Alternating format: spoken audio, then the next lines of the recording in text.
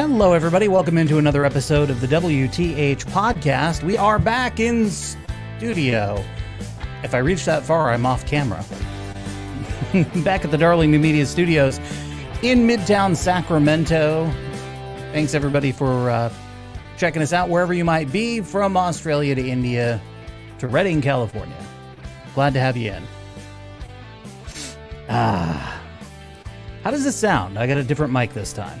It sounds good. All right. Yeah. So to make sure.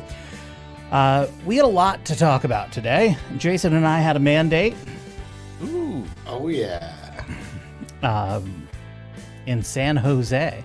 And Kareem, I got to hear a wonderful retrospective on Jason's teen years in the East Bay. On the way down and on the way back. And I say that with great affection because it did make the time go faster than just listening to music or whatever. And I got a lot of insight that I would not have had otherwise. Understood. Cool. Yeah. About malls and movie theaters, strip clubs, all sorts of stuff. Coming up on the show today, former college football coach Lou Holtz has lost his mind. Mm-hmm. Trevor Noah misses South African racism. We'll get into that. I was on TikTok this week. We're going to talk about white TikTok. Is there white TikTok? Colonizing TikTok. Well, if there's black TikTok, is there white TikTok? And what's going on? And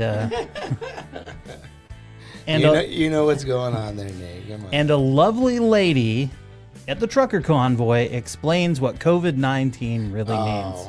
I'm sure. So get ready for some learning. Uh-oh. Get some learning in.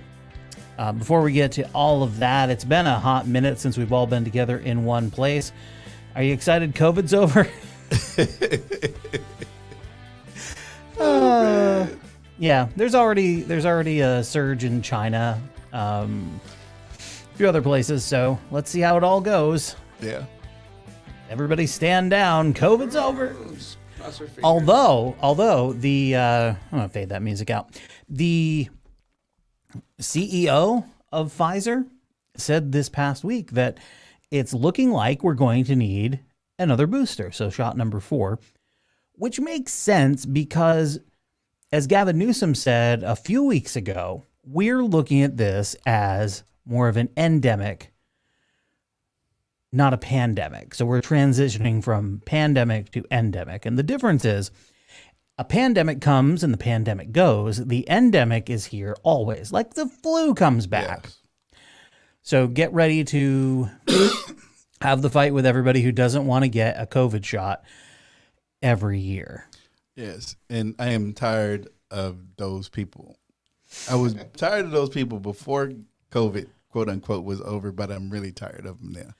Yeah. Because there was like, oh, so now COVID just disappeared. It's like, no, motherfucker, you can still get it and die from it. Barack Obama just got it. Barack Obama just got it, yes. But you can still die from it because you haven't get that vaccination. Yeah.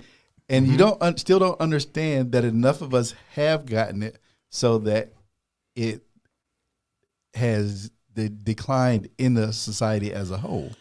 Yeah. Which was the whole purpose of getting vaccinated. Well, and if you got COVID, you do have a natural immunity for about 1 to 2 months. Yeah. So everybody who got it when Omicron spiked up in January and February, they're riding that natural immunity. Right. That's going to end around April. Yes. And we'll see what happens. And we'll see what happens to everybody when they get COVID again and again and again. Yes. But like I said, the crazy part is like, this is like, it's happening the way it's supposed to happen by the science. But you were too fucking stupid and too busy talking about the COVID or talking about not getting the shot that you don't understand that it's going the way it's supposed to go. And it's not because Ukraine happened that it disappeared. Right. Yeah. My wife has texted me.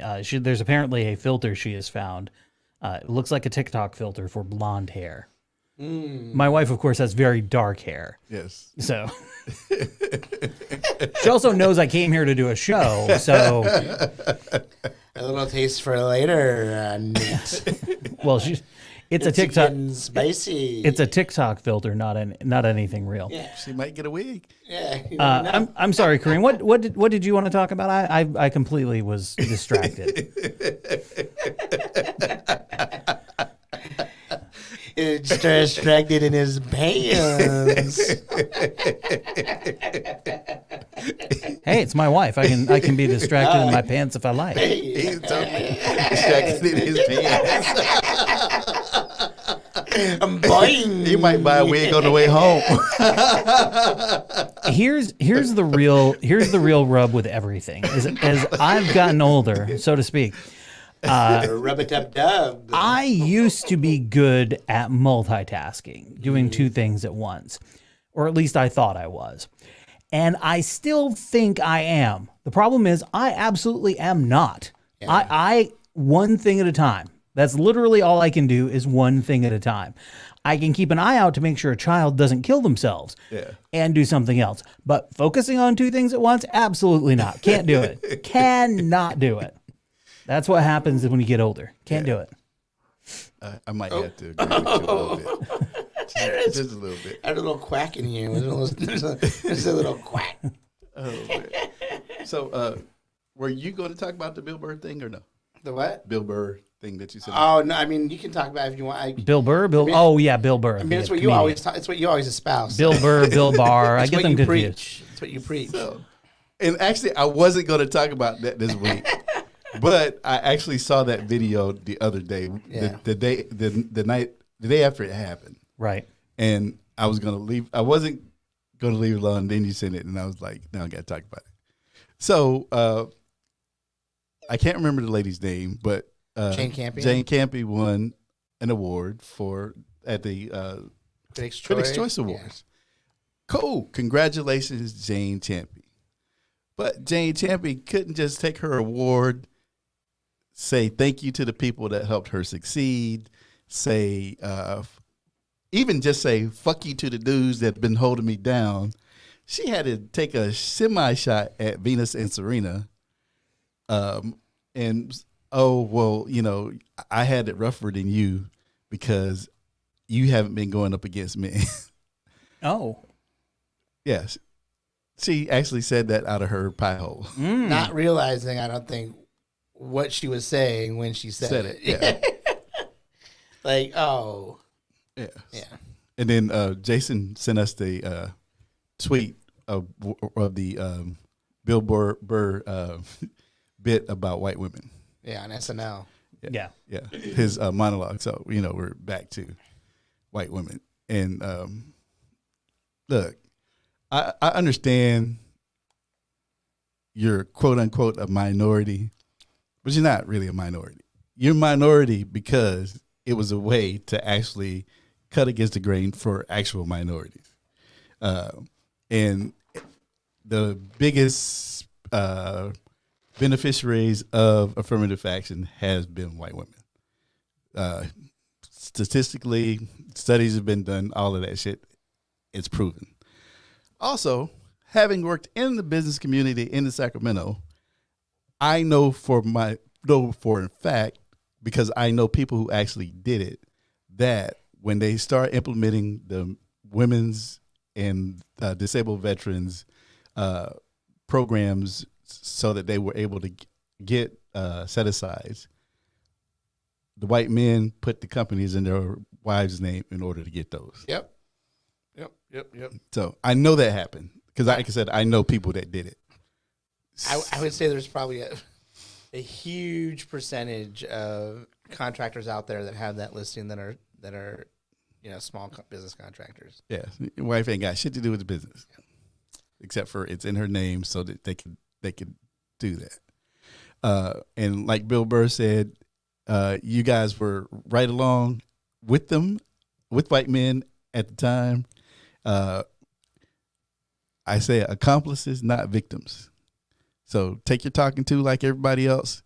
Take your award, go sit your ass down, and be thankful that you got the award. Like you could have did the whole thing, and you could have been celebrated as a woman winning, and even help. I mean, if you were going to mention Venus and Serena, you could have said something about the fact that the great production job that they did on the movie about their father. Like, I mean, how hard would that have been? How gracious would that have been? But no, you would be I'm the white woman, hear me roar. Because you quote unquote are being held down by the white man. So that's what she said. That's what she said. Jason, what do you want to talk about? Let's talk about Jane Campion for a few minutes here. More. Oh, man. No, I will say, though, that I listened to the podcast where Sam Elliott talked about Jane Campion and the movie. What is it? The dog. What was it? The something of the dog? The way of the dog? Yeah. The way of the dog. And listen, I watched it. And I like Jane Campion's films. Like I've watched many of her films, right? I couldn't pick her out of a lineup. I have no idea what she's done. I have no idea who she is. The Piano. Remember The Piano back in the day? Didn't see it. Oh, yeah. That was her. That was one of Didn't hers. see it.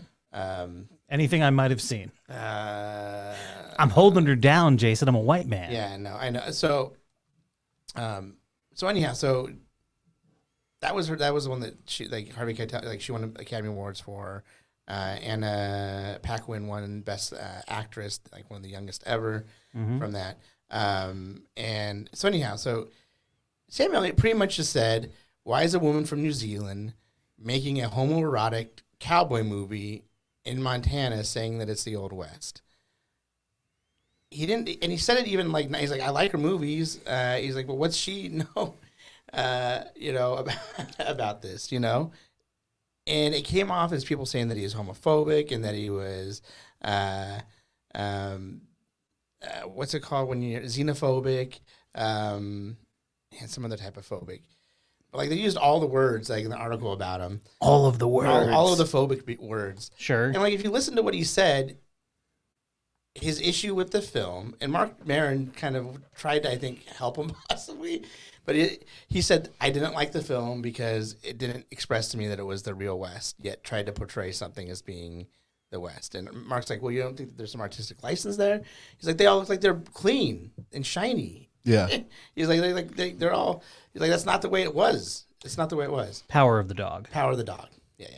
Yeah, I just quickly glanced through her filmography.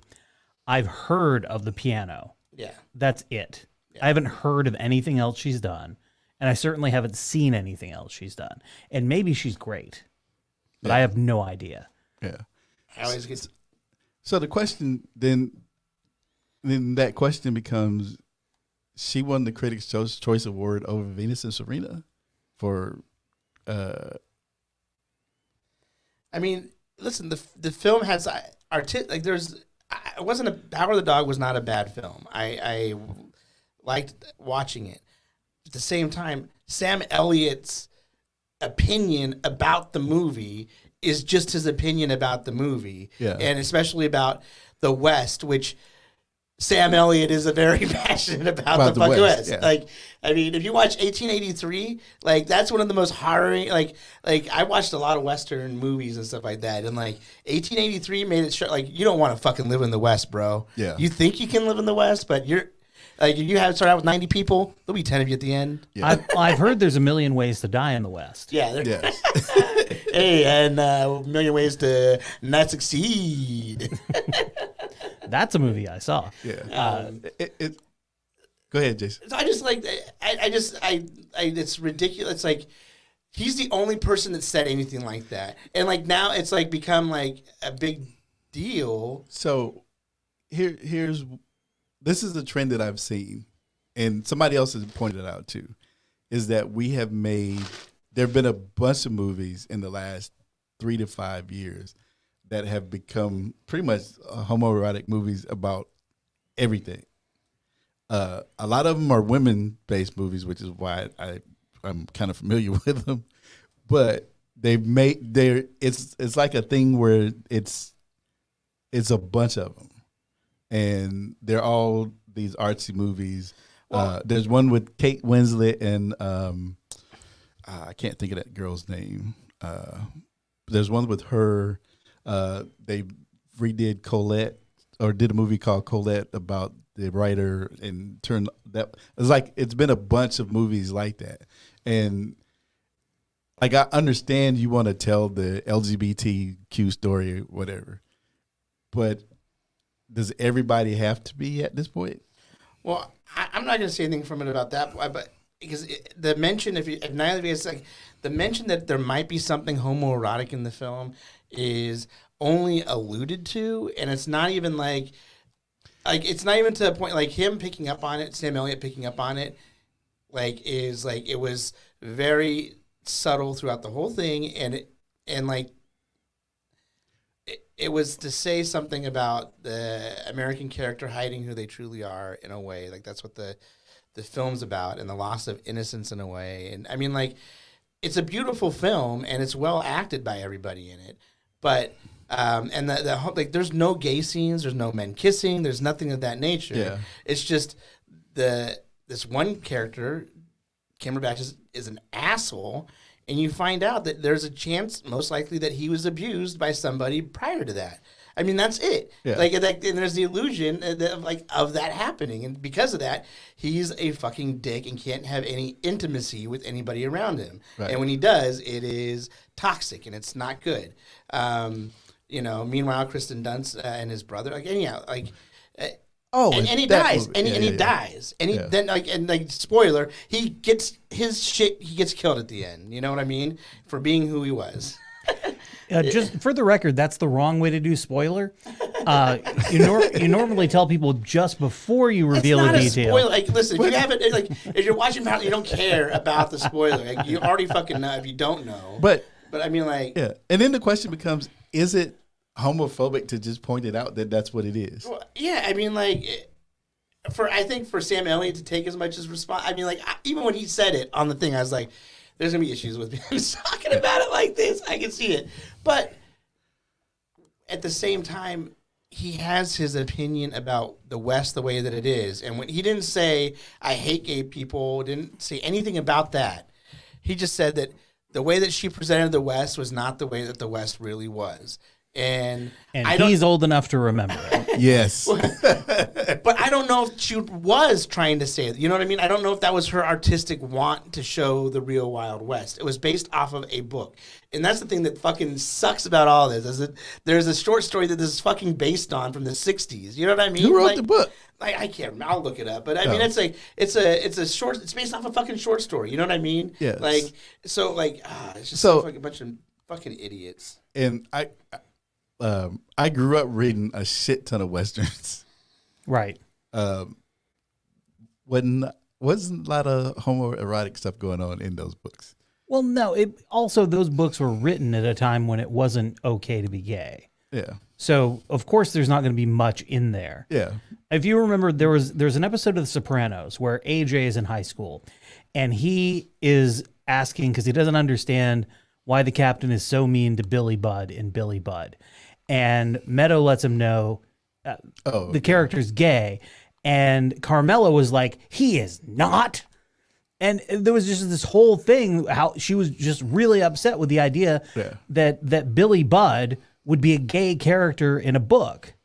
And that's why you didn't have a lot of gay characters in books, because people, if it were overt, then the word would get out and no one would buy it. Yeah. Thomas Savage. Who's so he wrote the book. Yeah. He wrote a book about it, and it's based on his experiences in his life. And he also came up with the term pegging. Oh wait, that's Dan Savage. Dan Savage. Dan Savage. Wrong Savage. Wrong Savage. Okay. But you know what I mean? Like that's the thing that's like, and so the guy had in the book like an obsession with this guy. I mean, anyhow. Whatever, like you said, subtle. It had to be subtle back then, and like she made it subtle. She didn't make anything gay about anything. It's just like you got the hint of like, oh, this guy's a 40-year-old, 50-year-old man, and he's obsessed with this old cowboy from his childhood, and he has all these saved artifacts about this guy, and goes into this hut and masturbates. That sounds pretty gay. That's pretty gay. Yeah. No, Just saying. But That they don't sounds pretty show gay. you. But they don't show you. You know what I mean? Like that's the thing. I guess that's the. You just have to imagine it. I don't know, man. It does. I mean, you said it happened, so I mean, she had to do some pretty hard alluding to it in order for you to understand. You realize that's what that guy goes there to do. You realize that he's going there To masturbate. This is a special place where he goes to be alone by himself, and then afterwards he's in the lake naked. Like, you know, I mean, like that's pretty. Yeah, that's yeah. But at the same time, is he's not? Dude, it's an illusion. Like, there's nothing gay happening though. Like like it doesn't even show masturbation. It doesn't even show it. It just like shows that this is a special. I don't know, it's you said it right the first time, and you know, Whatever. Yeah, I don't care if they've already made a gay western. exactly. It doesn't matter. It does not But matter. Sam Elliott didn't have a problem with that one because it was modern day, and there's modern day gay cowboys. and it doesn't matter if Sam Elliott has a problem with it. He's one guy. Right. And that's the thing that sucks too, is that like she makes it seem like all these men have been keeping her down all these years. How many major motion pictures has she made? Like That I've heard of, just the one. But there's been a lot, and she's always been a darling of like the independent film circuit. Sure. That's Sure. the No, thing. no, I totally get that. So that's the question: is she being held down because she's a woman, or because she makes art films that only make money during 100%. That's why it's like or is she not being held down at all? she's not being held Not, down. not to minimize the struggles that she's had to be put in a position where she is directing motion pictures, because that is not something that is a predominantly female thing. That's still mostly men doing that. So for her to do that is a great accomplishment. Good for her. Yeah. Kudos. Congratulations. And if you're making period pieces, then you're getting money for a budget. Well, sure. Yeah. I mean, like more than like 10 cents, Right. you know. So I want to talk about why we don't normally book guests on this podcast. Ooh, let's hear it. Now, we have had guests on the podcast in the past, most notably Sean Greenwood from Ben and Jerry's. He's the poobah of PR. I've done an interview with Bald Brian from the Adam Carolla Show. We've had Keith Lowell Jensen and Johnny Taylor. Keith's too good to come into the studio, but Johnny came in. Yeah, man, it was nice. Yeah, Keith's a little aloof.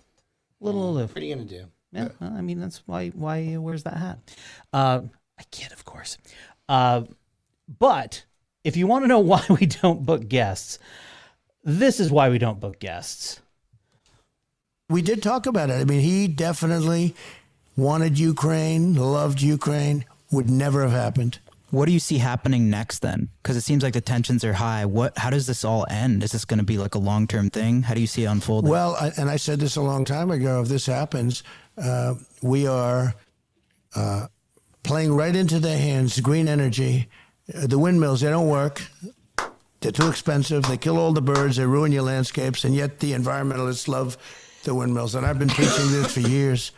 The windmills, and I had them way down, but the windmills are the most expensive energy you can have. And they don't work. And by the way, they last a period of 10 years, and by the time they start rusting and rotting all over the place, nobody ever takes them down. And They just go apparently, into the next piece of prairie or land and destroy that.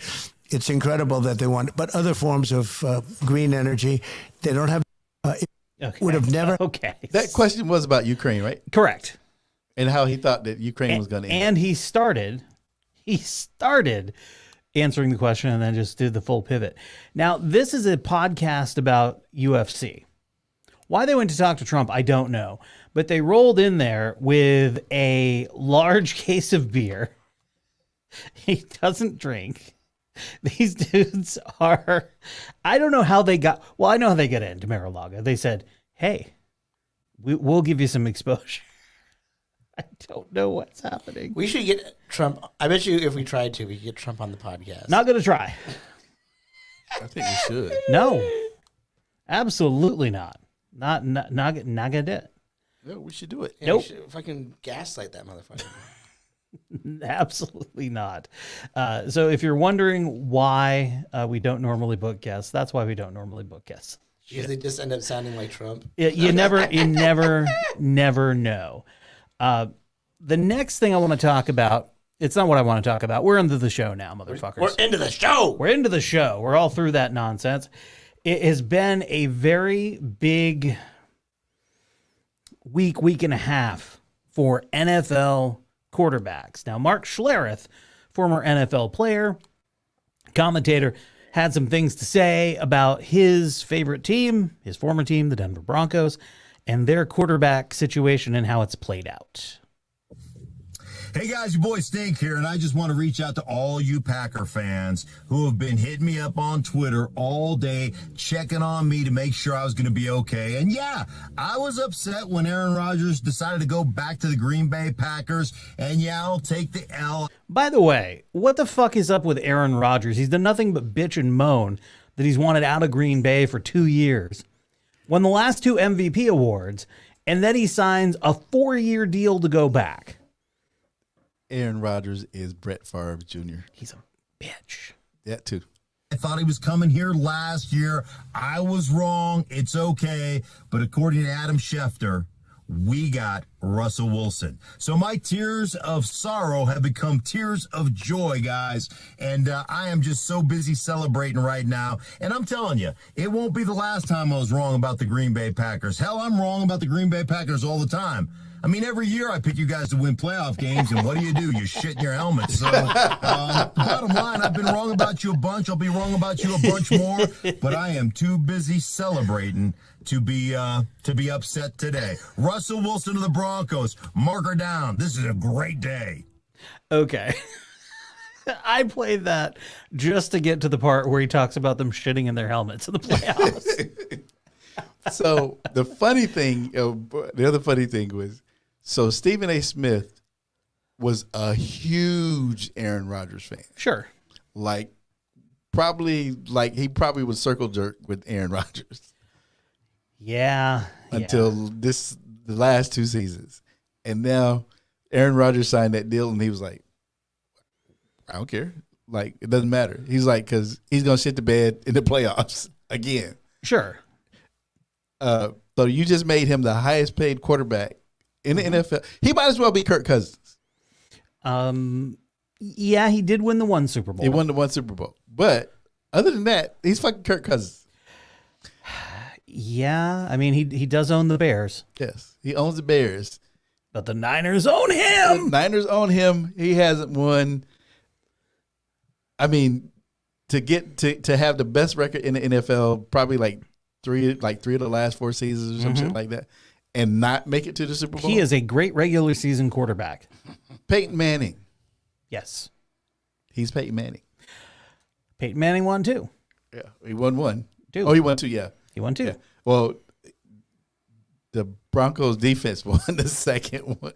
Right, but he was the quarterback, on two Super Bowl winning teams. Also in the quarterback roulette this week, your Steelers have signed Mitchell Trubisky. Yes. A lot of people are making fun of that. You're very excited about it. No, I called that like 3 months ago. I mean, honestly, whatever you or I or anybody else says, we'll just have to see. Trubisky spent last year in Buffalo, right, watching Josh Allen play. He said he learned a lot from it.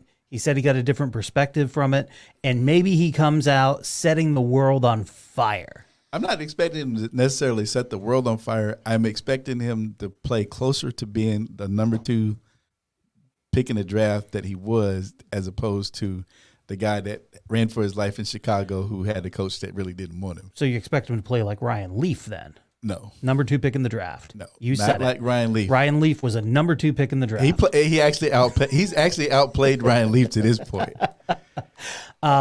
What is going on with the Washington Commanders? They made a big trade to bring Carson Wentz in. And Carson Wentz... The same as Minnesota giving Kirk Cousins $35 more million, fully guaranteed dollars. Carson Wentz is making a pile of money. They had to give up a pile of stuff.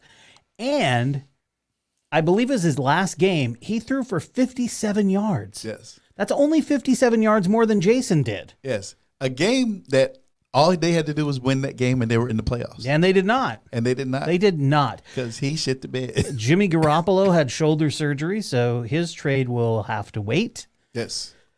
I don't think anyone's going to trade for him while he's down and out, but he's an insurance policy for Trey Lance because I'm not convinced Trey Lance is any good. I don't blame you on that one. Not convinced. What I saw did not give me hope at all. Yeah. Yeah, it didn't give me much hope either. And Deshaun Watson did not get charged last week. Yeah, we'll have to see how that plays out, where he ends up. Rumor is Atlanta. That's the latest rumor. The Cleveland Browns have also thrown their hat in the ring. Oh, Baker Mayfield lives at the stadium. He's not going to be happy with that. No. So that's the thing that I've been reading all day, is that the fact that they're in the sweepstakes at all is fucking.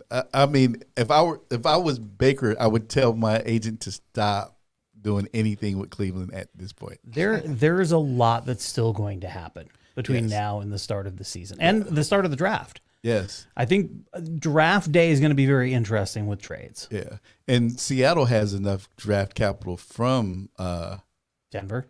Denver to actually, they could make that trade, but Deshaun Watson actually has veto power over where he goes to. Yeah, and I don't know that they want to bring Deshaun Watson to Seattle. I mean, I don't think he wants to go. And so win-win. I think Yeah. that's a win-win all the way around for that. They'll be okay. If they have a down year and they just draft their next quarterback, I think they're going to be okay. They're fine. Where Jason is falling asleep like I did when we were talking about that lady director. And so yeah, Russell Wilson is going to Denver. Aaron Rodgers is staying put. Trubisky goes to the Steelers. Carson Wentz is going to the Washington Commanders. The Colts do not have a quarterback at all. They were actually they're actually expecting Jimmy to go there. Garoppolo shoulder surgery, and Tom Brady has decided that home life is not for him. He has received the call of the football, and he will be back in Tampa Bay. Okay, I'm going to say this. Another year of Tampa Bay. I'm going to say this. Do you want to know why I think he came back, Kareem? I want you to have the last word. I think he came back because he saw the contract that Aaron Rodgers signed, and he just went, you know what? That little bitch is not getting out of the NFC. And if I have to come back to make sure that it happens, I'll fucking come back, and I'll play till I'm 50. Fuck that guy. That's my theory. You might be right. And this is what I'm going to say about Tom Brady. You cannot play with the football gods, and actually anything that's physically demanding like that, you can only play with the football gods for so long. Mm-hmm. So you are 44 years old. You were healthy. You haven't had any major injuries except for the knee injury, which still isn't considered a major injury. Yeah, he missed the Matt Castle season. Matt Castle season. You made it out in one piece. And then they pulled you back in. Go sit your ass down somewhere, because I got a feeling, and this is the thing that came to me as soon as he said he wasn't retiring. Joe Theismann. Oh, the leg. The leg. I would be more worried about a broken neck. Look, one of the two, but that's the feeling I got when he decided to come back. And I'm like, dude, you've won 7 Super Bowls. You've done everything. Go home while you can go play with your kids. But fuck Aaron Rodgers. No, just go play with your kids, man. But fuck Aaron Rodgers. And how much he must hate Aaron Rodgers. We'll be in the middle of the season, and everybody will be saying, "Damn, Tom, you should have stuck your ass at home." Motherfucker, you have everything. You have a supermodel wife that makes what's probably as much money as he does. More money than he does. Made more. He's Yes. made a pile of money. She's made a bigger pile of money. Yes, you have a supermodel wife. Mm-hmm. You have kids. Mm-hmm. You've won 7 Super Bowls. Correct. You have an ex who's also a supermodel / actress that you have a kid by. Mm-hmm. You could go to New England and never pay for anything else in your life. Actually probably in Tampa too. He's got that deal with Hertz Rent-A-Car. Yes.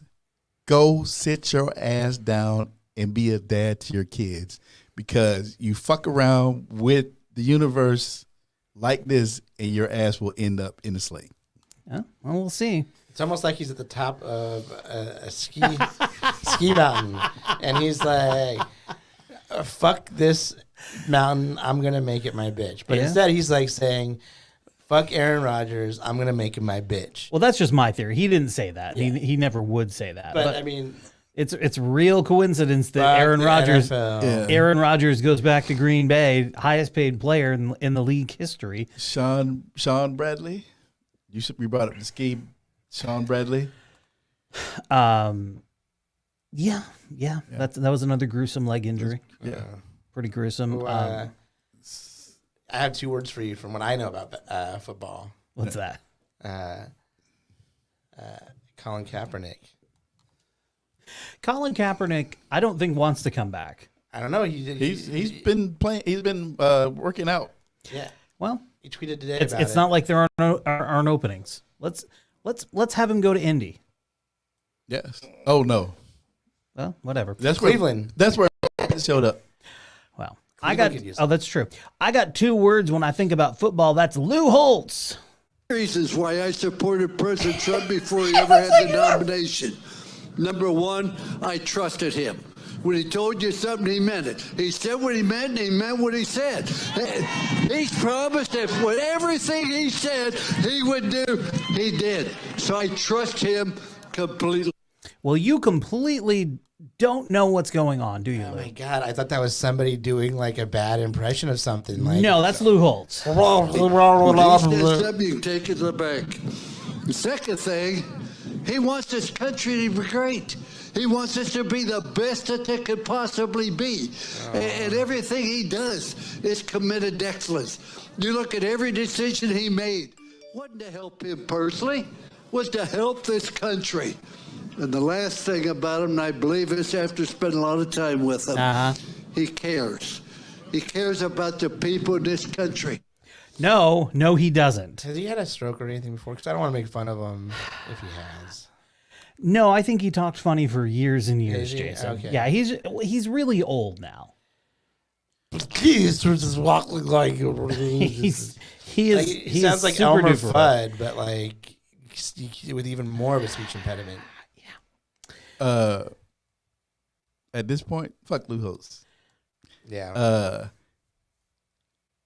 And everything that he said. And I'm gonna say this so that all the black people in the back who's talking shit about Joe Biden being president right now, you have no fucking idea what's going on. You have no fucking idea about world politics.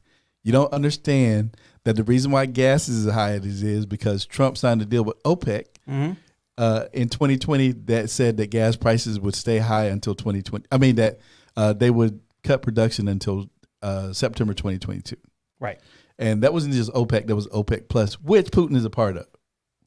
But hey, you don't know that shit. And then you think it's funny because, oh, well, Trump said it was going to happen. Like, yeah, he said it was going to happen because he made it happen. Right. Hey, I've rigged the game. Let me tell people that the game's rigged. Yeah, let me tell people the game's rigged. Oh, so he's good because he rigged the game. No, fucker, you're paying high gas prices because he rigged the game. Mm-hmm. Yeah. Oh. Ukraine didn't just happen or just conveniently happen. Ukraine happened. Oh, what they say? Ukraine just conveniently happened. He's like, oh, well, I don't know. They said, well, I don't know. All I know is they were trying to get him up out of there. Well, the reason why they was trying to get up out of there was to keep this shit from happening because he had put it in place. He was impeached for not giving them the shit that they needed to protect themselves from this shit. Yeah. Well, yeah. The impeachment was because he was asking Ukraine to launch an investigation. Yeah. Or just say they were launching an investigation. Yes. Because it would make Joe Biden look bad. Yeah.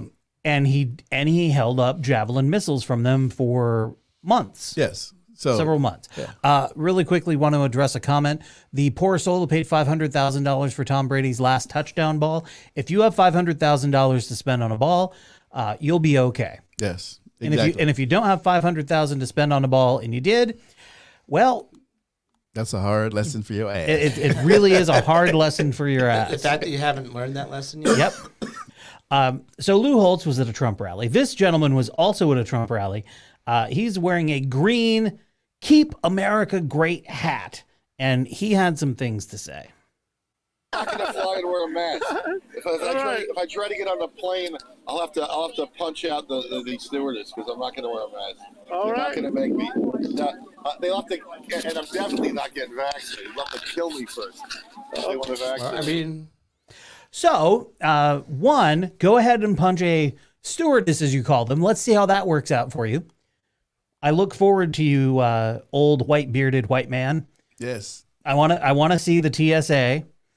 he should be put on a list right away for saying shit like that. Yeah, That's a threat. Well, it's a lot of bluster about nothing, is what it is. But Fuck that dude. Jail, 20 years, bitch. Law and order, law and order. I'll tell you what, hey, you want to live under Putin or Xi Jinping? Like, yeah, let's do this fucking shit, bitch.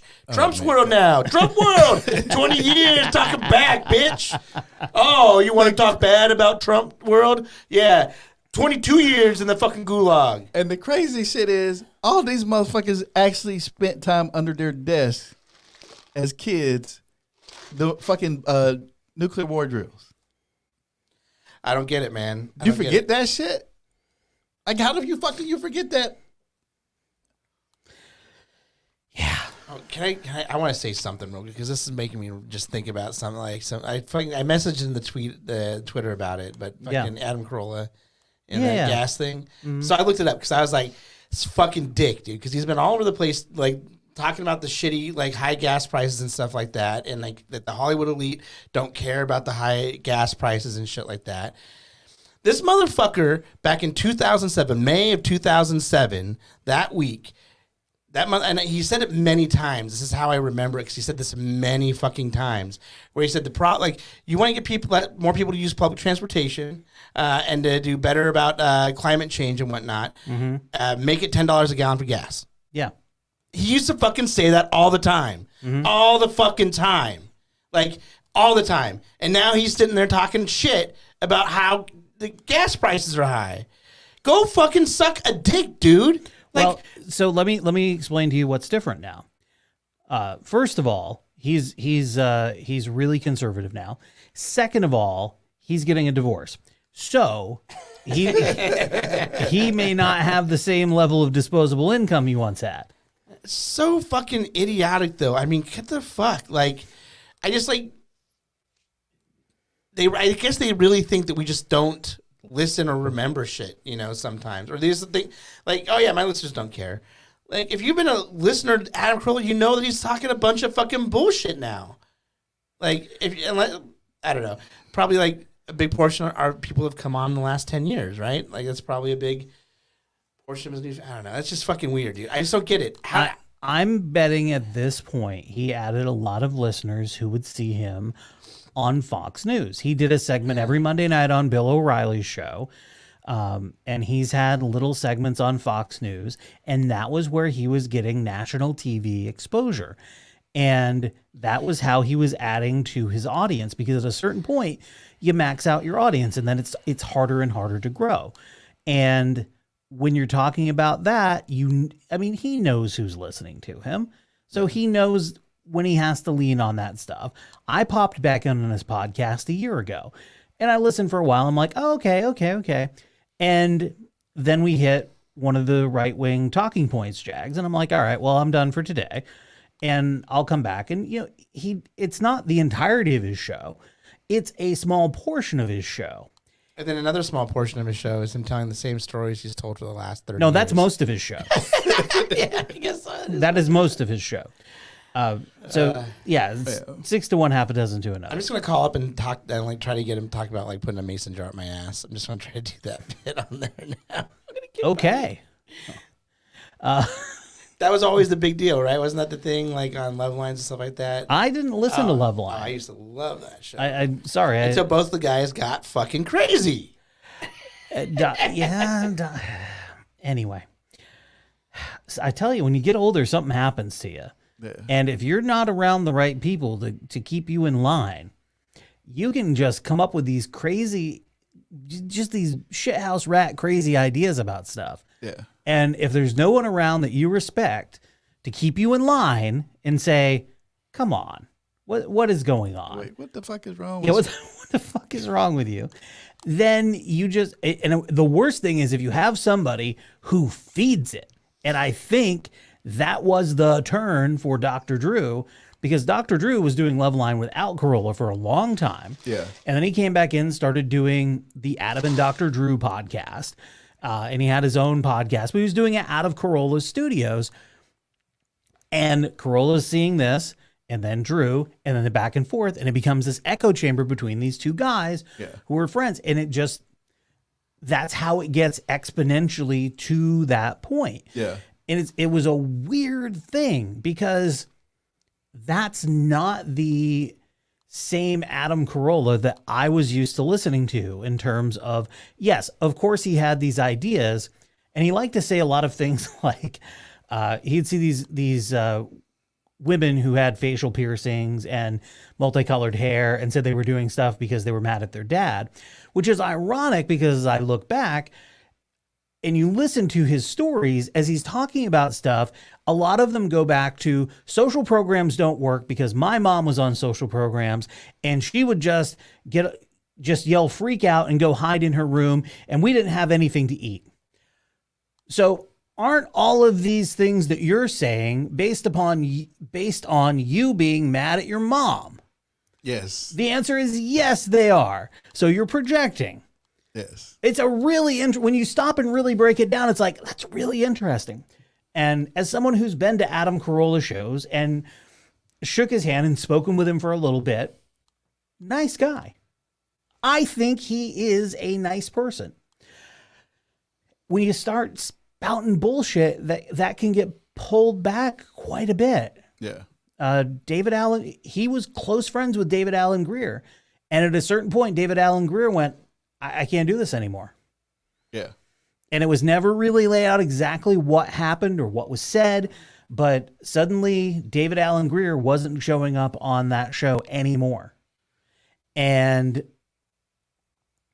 that was one of, I bet you, I'm going to tell you what happened with those. It was one of those where David Allen Greer was trying to be his friend and pull his coattail. right. And he did the white guy thing and was like, fuck you, I know what I'm talking about. And probably through the, all you bring up the race thing and nah. And David Allen Greer was like, yeah, fuck you, unless you go down this hole by yourself. And you know what it was, I think, partially also, though, is sometimes Adam Carolla does that thing where he tries to get the African-American or black person that's on his show to co-sign on something that he says. Sure. You know what I'm talking? Like the way white guys will do. Like, Yeah. And then and David Allen Greer was like, I'm not going to get roped into that bullshit. Yeah. Because he does that shit all the time. I mean, I saw him do it with, what's his name? Terry Crews. He did it with Terry Crews. Like, he's like, oh, so, you just hustled. You just pulled yourself up by your bootstrap. You know what I mean? Like, because Terry Crews talks about how he hustled to do anything he could to make money and all this type of stuff. And, then uses that as saying, oh, well, see, a black person can do it. Yeah. You know what I mean? Like, I read an article probably like 2 or 3 months ago, and what I found out in this article, which is something that now that I think about it, it makes sense, but it's not something that I thought was what it was, is that it's not that rich people are the people that think that motherfuckers don't work like they should. It's the people that just made it that think that the people don't work there like they should. So he would think that way because of what you were saying about his mom, and that because. Well, and he has friends who didn't make it who are lazy. Yeah. He has friends who are lazy. Yeah. He has espoused different times when he has offered, hey, come along with me, do this. Maybe you don't get paid to begin with, but down the road, you'll get taken care of. I'll make sure you're taken care of. Yeah. And they grasp hard onto the little nugget of Okay, well, I'll pay you $75 a show. You can either get $75 a show now, or you can get nothing now. And when the show takes off, you can get half of what we bring in for profits.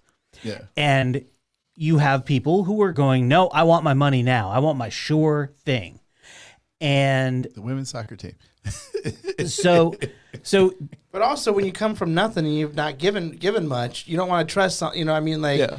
you want to get what you can get, especially if you come from poverty, which is where his friends all came from. well, and so did he. Yeah. So did he. But he was, and freely admits that getting, he hustled to get into this position, but by meeting Jimmy Kimmel and working with Jimmy Kimmel on this boxing match on the radio show, it opened up an opportunity for him that because he was not just a carpenter, he was doing improv and other things that you don't get paid for. Yeah. So you don't get paid to do improv. Trust us. So when somebody says, hey, if you want to come and do these bits for the radio station, maybe we can't pay you, but you'll be able to get on the radio, or you'll get a certain amount per bit if you do ba-da-da-da. And he had Jimmy Kimmel saying, you have to come up with something. You have to pitch this. You can't expect somebody to, because Jimmy was on the inside at that point, and Jimmy had worked at all of these small market stations. Yeah. And he was a cheerleader to a guy that he thought he could work with. And he did work with Yeah. for a very long time. And again, I don't think Adam Carolla is a bad person. Yeah.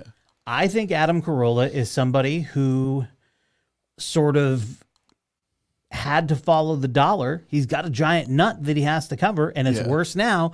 And you start to look at it. How do I do it? How do I do it? And when that has to be what you're doing, and his whole "fuck you, I've built a pirate ship" meant he was less likely to be able to get any mainstream parts. Yeah. Like, he's not an actor per se, but he was getting jobs hosting reality shows. There was the To Catch a Contractor show that was on Spike TV. He was on Wreck-It Ralph, the first one. He played. He was in Wreck-It Ralph. He had there not been scheduling conflicts, he was slated to be the host of Top Gear America, which ended up being Adam Ferrara for 7 seasons. So as those things didn't happen or pulled back, he had to find ways to do it. And that opportunity went, if I go on Fox News, I'm going to be able to talk to these millions and millions of people. Now, when they come on and listen to my podcast, I have to have something there for them. Yeah. Have to. Or they're going to sample and leave, and they're not going to come back, and there's not going to be that value. How long is this podcast? Oh, God, it's crazy long now. It's like and 3 hours now, It's right? in 2 parts. It's like I said about Joe Rogan.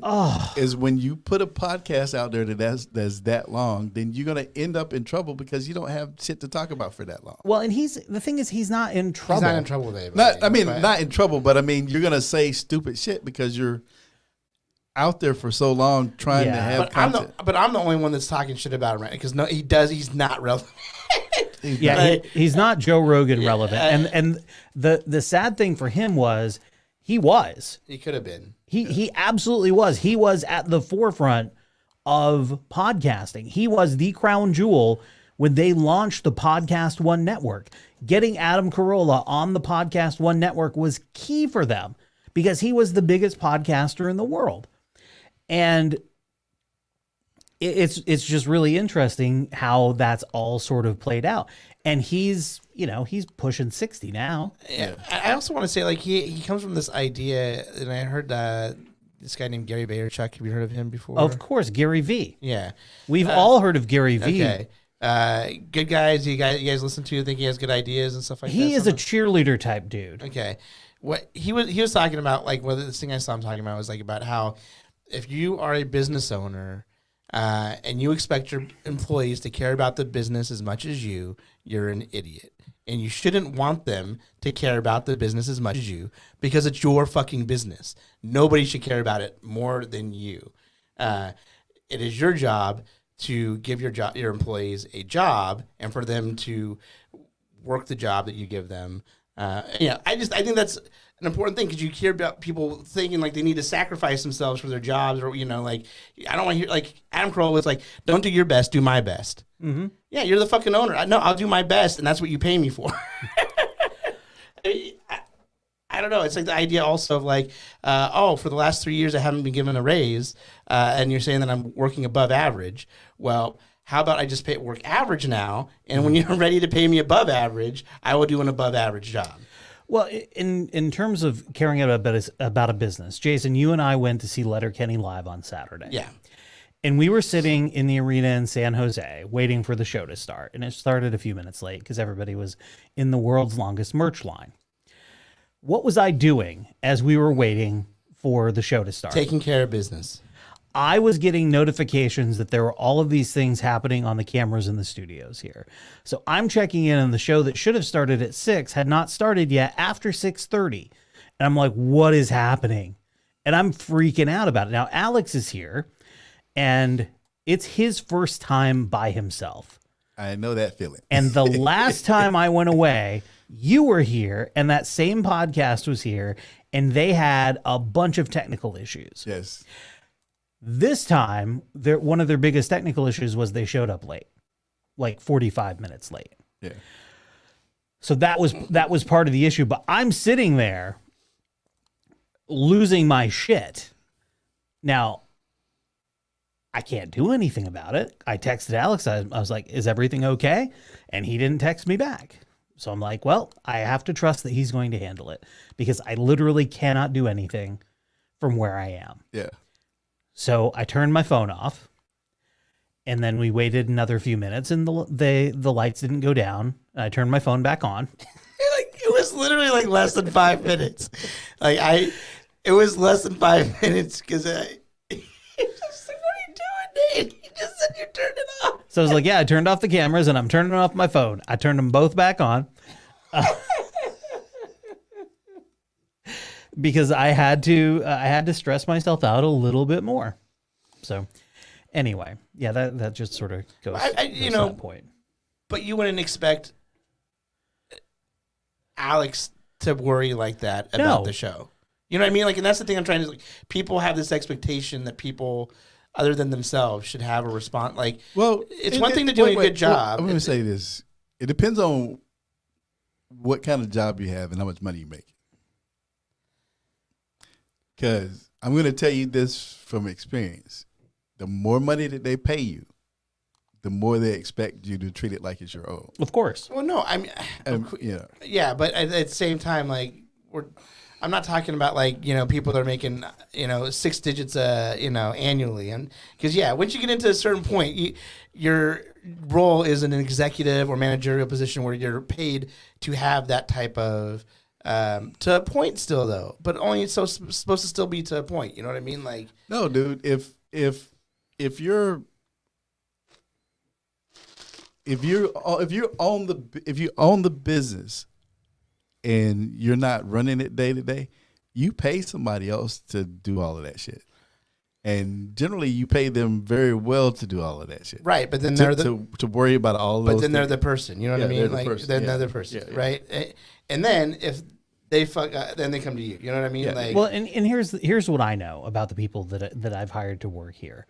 The only thing I expect is that they will care about taking care of the clients while they're here, because there's a pride in what they're doing. Right. And all I expect them to do is the best they can. If they run into something, I tell everybody, call me. I would rather have a 5-minute conversation to solve a problem than have you stress for a half an hour to try and find a solution. I guess I'm just saying, because, like, Adam Carolla, we were talking about him, and he used to always say, don't do your best, do my best. And it's like, that's such a fucked up dick thing to say. Like, well, my dad used to say, if you borrow something from somebody, don't treat it the way you would don't treat it the way you would treat it. Treat it the way they would treat it. So if I were to borrow your car, I don't treat your car the way I treat my car. I would treat your car the way you treat your car. Yes. Unless the way I treat your car is better. Exactly. And that's sort of where that comes from. Well, no, I mean, and I've heard the same thing, but then just say like he's twisting it in a way that doesn't need to be twisted. Because, like, it's also, like, I've always said, like, if you're going to do something or borrow something, leave things in better condition that you found them. Yeah. That's what I've always been taught. Yeah. Like, that's easy. That's not the same as work. All right, we're gonna skip ahead here. We're Let's skip the fuck ahead. We're gonna skip ahead. We need to know what COVID-19 really means. So let's listen. Corona, right? Corona. Corona is 6 letters. When you use gematria and you say A is 1, B is 2, C is 3, and you put Corona lined out at 66, so that's 666. But we found that out. So they're saying the white wing crazies found it out, so they changed it to COVID-19, which is C. What is this? C, right? To C, yeah. Ovid, look it up. Ovid means sheep. 19, military code for surrender. C, sheep, surrender. That's no joke. Wow, that is actually the first I've heard of that. Sure, because it's fucking crazy. You know that what was it? Somebody pointed out the 19 with it's just fucking crazy. Yeah, it's from 2019. And let me explain exactly what happened. When it came out, it was the coronavirus. They said it's the coronavirus or COVID-19. Do you know who wasn't happy to hear that it was the coronavirus? Corona Beer. And Corona Beer spent a fuck ton of money making sure that it wasn't called the coronavirus by people in power. They spent money on that because they wanted to still be in business. Is AIDS diet candy still in business? It's not. I'll help you. It's not. It was a thing. Yeah. Corona Beer needed to be in business. So they said, please do not call it the corona. Well, first of all, there's literally dozens and dozens of coronaviruses, so you're not being specific to begin with. Call it what it is, which is COVID-19. That's why it is. Not what this crazy lady in the American flag outfit said. Rough week for Ryan Coogler. The Black Panther and Creed director went to withdraw $12,000 cash from his own checking account. He was then detained and handcuffed by Atlanta police after the bank called the police. Oh, God. So Ron and I were having a conversation about this, and I told him, I was like, "Yeah, some fucking bullshit, right?" As I hold on. Can you let people know who Ron is? Ron is my father-in-law. Okay, because people listening to the podcast did not know who Ron is. Ron is my father-in-law. Okay, so we're talking about this, and I was like, "Yeah, it's bullshit," and I was like, "This is bullshit," and he's like, "Well." He's kind of like saying, I don't know. I mean, if you just pushed a note across and wasn't really, too, and like, I was like, he had his ID, he had his bank card, and he put the note. And he's trying to be quiet about it because he doesn't want people knowing he's gonna be taking $10,000 out of the fucking bank right now. He's trying to be quiet about it. I was like, and then listen to the call. Like she says that the manager said to call. Like, even though she's like, you can tell that she doesn't think she should be calling, kind of. It doesn't sound like. No. The dispatcher was the one that was sitting there thinking, like, you shouldn't have called. It sounded like the person calling didn't sound like she didn't think she should be calling either. No. That person does not belong in banking. Point blank, period. I thought she was told to do it by somebody else at the bank. No, she said, I don't feel comfortable. And she pretty much told the manager that he was trying to rob the bank. So her and the manager should be fired. Yeah. That's what I'm saying. This is because the incompetence. Because the joke about this though is once he found out that it was he thought it was in California or something like that. When he found out that it was in Atlanta, he's like, oh yeah, okay, never mind. Okay. Okay. He didn't argue about it anymore. He was like, he's like, he wasn't shot. So the dispatcher is like, so you didn't verify his identity. And the dispatcher, you could see her laughing in her head. You motherfuckers are about to get sued. Yeah. Yeah. Well, we'll. I mean, it's Bank of America, so we'll see. Well, they settled it. They settled it really quick. Well, yeah. Yeah. You don't want that drag out. So just so everybody understands what happened, he went to the bank to get $12,000 out. And I think it was to pay somebody that worked for him. On the set. On the set. On a Disney movie. On a Disney movie. Like the So other two. he went to get $12,000 out of the bank. He gives this lady a note that says, please count this somewhere else because I want to be discreet. That's pretty much what he said. Right. I saw the note. Yeah. So count this somewhere else. This is for the people out there. So he gives her the note. She asks for his ID. He gives her the ID. He puts his bank card in. He puts his PIN number in. He does everything that you're supposed to do. Right. When you're withdrawing when money. you're withdrawing money. Now, there have been people like your father-in-law who said, well, he had the mask on. Every day since COVID, I've had a mask in the bank. You know what they tell you? They say, hey, can you pull your mask down so that I can see your face? Yep. Verify. You do it. They see it. They say, okay. They give you your money. Mm-hmm. Now, the manager, if the girl was that shook, should have came and took charge. Took and it over. Took over and did the transaction. Yeah. Call it a day. Now, his explanation to the police officer was, I went and got my COVID shot last week. And while I was in CVS getting my shot, somebody got smoked, for white people, killed in the parking lot of the CVS while I was getting my COVID shot. So I didn't want nobody to know that I had $12,000. Well, yeah, I don't want anybody knowing I got $12,000 as I walk around either. I don't want anybody knowing I got $1,000 if I'm walking around with it. Exactly. Look, so we pay my mom rent. I have to take out $800 out of my account and go deposit it in her account because the accounts aren't leaked. I don't want motherfuckers to know that I just took out $800 in the bank. I don't want them counting that out loud because for the same reason. Yeah, you got to Zelle that shit over. Yes, I get like for the same fucking reason. Again, she shouldn't be working in banking because she couldn't follow the simple instruction of just reading the note. Like, oh, well, he had a California ID. Hey, guess what? California gives people fucking IDs. Mm-hmm. And they're fucking valid. And they're valid. And if it says real ID, that means it was validated with a passport or birth certificate. Yes. California give motherfuckers IDs all the time. Mm-hmm. Georgia is the only place that you can get a fucking ID. It's probably easier here, too. Yes. So they require them. I was like, what person robs a bank, gives you their ID, puts their PIN number in the fucking card, in the thing, and you don't take the fucking time to verify that this person is who they're alleging to be. Right. At all. Imagine if it were Tyler Perry. Yes.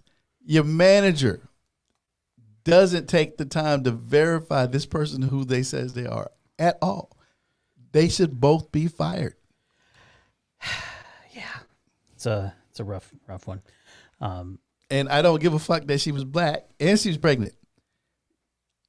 Your family, your school, your principal, your preacher, they all fucking failed you because you didn't learn fucking common sense. I said it. I meant it. God damn You're it. going to be canceled. Oh, I wanted to get to this really, really quick. Ted Cruz is completely full of shit. I fly back and forth to Houston. Almost without exception, every time I'm on an airplane, either the captain or a flight attendant will come up to me, will hug me and say, thank you for fighting for us. Because I'll tell you, United Airlines, sadly, Houston's a hub of them, has fired thousands of pilots and flight attendants. What difference does it make? We're in the District of Columbia right now. There are mandates affecting kids in D.C. This is wrong. This is people coughing in the background. Every time I fly, almost, a flight attendant or a pilot comes up and hugs me. No, they don't. You are full of shit, Ted Cruz. And even if they did, there's a fucking crazy person in every 100 fucking people anyways. Just because you get the turd in the bottom of the fucking 100 packages of M&Ms doesn't mean that it's the fucking truth all over the place, all right? Just because you get the fucking double cookie in the fucking package. I can't believe this motherfucker went to Harvard. Right? Is the son of immigrants. Uh-huh. And he's turned this fucking mealy mouth. This is out of the Trump playbook. In every Trump story, there's a big, powerful guy who breaks down in tears. That's what this is. It's this bullshit story. His granddaddy in Cuba would punch him in the fucking throat. Desi Arnaz should rise back up and punch him in the nuts. Yes. That's what I think. All right, we're going to wrap it up now. Excuse me, because I teased it. I want to do it. The idea of white Twitter, if you're not Twitter, TikTok. Are you familiar with stitching? Yes. Okay, this is a stitch. So listen and pay attention. Ever wonder what's going on the white side of TikTok? Because I know you're watching this and you're black. What? You showed up on my FYP page and you're the one who said I was black, which is one of the nicest things anyone's ever said to me. Anyway, so what's going on the white side of TikTok? Well, a lot of whining, some racism, riots at Burger King because people won't wear a mask and they're angry because they can't get a Whopper. It smells like wet dog hair and quarters. And weird-ass recipes, not necessarily under-seasoned, but just weird. People dumping the food straight on the table with no plates or anything, and people cooking pasta in a casserole dish with Velveeta and raisins. Yes, that's pretty much it. Well, I'm going to go back to Black TikTok and only comment agreed on Black creators' stuff and learn how to better mind my own business. Well, that's all I got. Thanks for watching. Okay. So now you know what's going on white TikTok. I love that dude. He's the best. He's one of my follows. All right, that's going to do it for this episode of the WTH podcast. I was going to get this done in an hour, and we did not. So there it is. We went over by a little bit. Well, we're not going to charge extra. Just going to say it that way. Don't manhandle my microphone. All right. It's the two-hand. It's the two-hand. We'll so next week Jason will not be with us, so we may or may not do a show. Kareem and I will talk and we'll figure it out. Yeah. But Jason is unavailable next week, so you want to tell people what you're doing? I'm doing a playwriting workshop. I'll be acting in a 20-minute short play. That is a very short play. Is there an intermission? Yes. It's where I take my pants off. I will be in my boxer shorts in that 20 minutes. Oh wow. Wow. Nice. Yeah. Letterkenny Live was a lot of fun. Mm-hmm. There is a new season of Letterkenny coming this year, so that's exciting. And there's a new show, a spin-off called Shoresy, which is coming to Hulu. Yeah, I want to know, how did I not get invited to Letterkenny? Well, it was supposed to be me and my wife. Oh, okay. So I only had one other ticket. That's how it happened. Oh man. Although if I'd gone with you, I probably wouldn't have gotten that nice long walk in. Jason navigated us to a restaurant. I set up my map when we were in the parking garage when I should not have set it up. And instead of going out of the door of the parking garage, straight ahead 1 block, and then over and then, 5 businesses. and then turning right, literally about 3 doors down, we made a left-hand turn and went all the way, walked almost 3/4 of a mile. Wow. We got our steps in. I'm not complaining. It was hilarious. When we sat down to eat at the place, I literally laughed out loud because it was hilarious. That's funny. Listen, you go somewhere with Jason, you're going to have an adventure. It's true. And we get out of the car and he's like, oh, my phone only has 8% battery. Which is so rare. I usually have my phone, my phone's at 50% right now. It's usually at a really... 8. That's funny. 8%. Yeesh. All right, everybody, have a great week. We'll see you next time, whether that's next week or the week after. We'll figure it all out. And don't be an asshole. That's all we can ask of you. Take care, everybody. Bye.